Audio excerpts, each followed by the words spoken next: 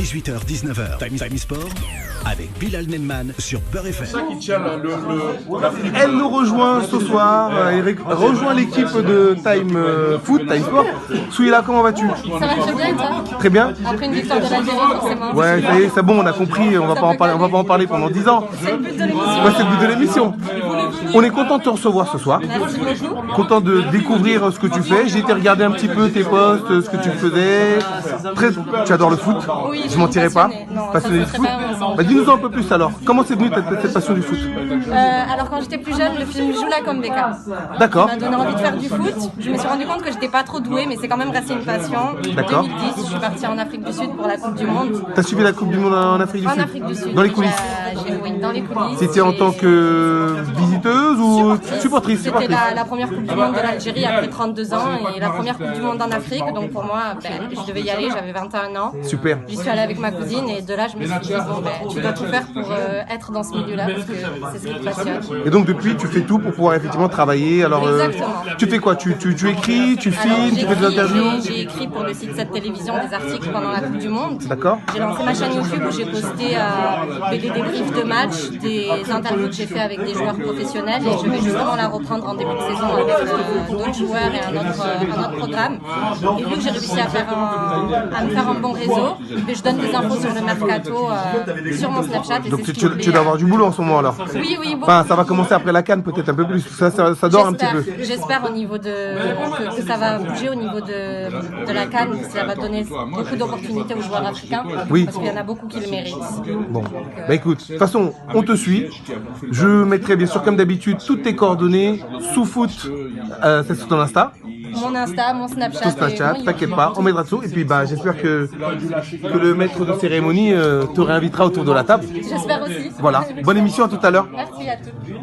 Le Maroc réussirait mieux à l'Euro. Atli, je te l'emprunte 30 secondes, comment vas-tu? Bah très bien et toi? Bah ça va, ça va. Bah, toujours aussi pertinente donc Non, j'ai fait un petit impair tout à l'heure quand j'ai commencé à vouloir partir sur des considérations géopolitiques sur... c'est pour ça que je te disais, non, Ah, tu m'as rattrapé. Non mais pour ça je t'entendais parce que si l'Algérie avait un choix à faire, quelle que soit l'affinité qu'elle a avec ses voisins, ce serait politiquement, humainement, historiquement, ce serait Peut-être plus avec l'Afrique du Sud. Mandela et l'Algérie, c'est C'est une vrai, histoire. c'est vrai. L'Algérie, c'est une vraie C'est vrai, histoire. c'est vrai. Donc l'Afrique du Sud et l'Algérie, c'est une vraie histoire. Je pense que tu poses la question, tu la poses à moi ou tu poses la question à quelqu'un d'Afrique du Sud, il te dira la même chose que moi. Le deuxième pays de Mandela, c'est l'Algérie, C'est il le dit l'Algérie. lui-même, tu C'est vois. vrai, Son c'est vrai. petit-fils l'a dit dernièrement encore. Donc tu vois, donc c'est important. qui a fait de moi un homme. Voilà, mais c'est l'affinité qui a. On a reproché à Deschamps d'avoir gagné la Coupe du Monde parce que son jeu n'était pas séduisant. Mais il a gagné. Mais il a gagné la Coupe du Monde. Alors je ne sais pas si demain Giresse va gagner la Coupe du Monde. Jusqu'à présent, son parcours, il est validé parce qu'il est arrivé en quart de finale et la Tunisie est habituée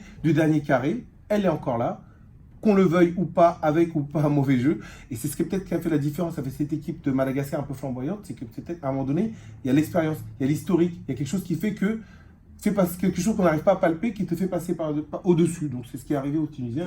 Tant mieux pour eux. Justement. Ouais, Moi, je suis vraiment d'accord avec ce qu'il vient de dire, dans le sens où c'est l'expérience qui a joué, je pense, parce que Madagascar, c'était leur première participation à une Coupe d'Afrique. C'est quelque chose qu'il ne faut pas négliger.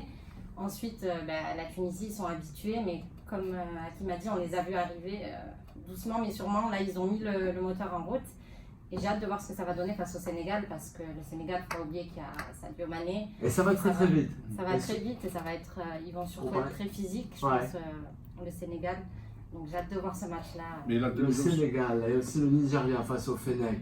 L'intelligence, à l'avant de là-dessus, je pense que l'intelligence aussi de Giresse, c'est la gestion de ses joueurs et de comprendre que pour une CAN, pour la Coupe d'Afrique, on ne met pas les mêmes joueurs. C'est-à-dire que Kazri le fait sortir, comme après on va parler de la Côte d'Ivoire, comme ils ont enlevé Pépé, parce qu'il y a des joueurs qui ne sont pas adaptés. La Coupe d'Afrique, c'est une autre compétition. Et là-dessus, on peut dire. Et l'autre élément, ne l'oublie pas, Amadou, quand tu fais l'analyse sur le Madagascar, c'est aussi les moyens. Je crois que Madagascar n'a peut-être pas les mêmes moyens que les autres financiers, que les autres équipes nationales pour se préparer, pour travailler. En termes de récupération, etc. Exactement. À un moment Ils ont donné, peut-être ça pas un joue. staff aussi fourni, un banc aussi fourni. Ils sont les joueurs qui disaient l'avenir, mais ils sont âgés. C'est quand même des joueurs qui sont âgés. Donc tout ça à mettre en compte parce que aujourd'hui, vous savez bien, dans le football moderne, si vous n'avez pas un staff de qualité et des conditions de récupération, etc., si vous n'avez pas les moyens financiers, parce que c'est aussi ça, le problème de l'Afrique, c'est les primes et tout ça, bah, vous êtes quand même pas un peu en difficulté quand même. À un moment donné, Le ça joue. coach Tolé est d'accord avec Akli, même aussi avec Mamadou. La réaction avec toi, Nassim, sur les Tunisiens, les Aigles de Carthage. C'est parfait, je voulais justement Qualifié pour les revenir là-dessus parce demi-finales. que tout était quasiment dit.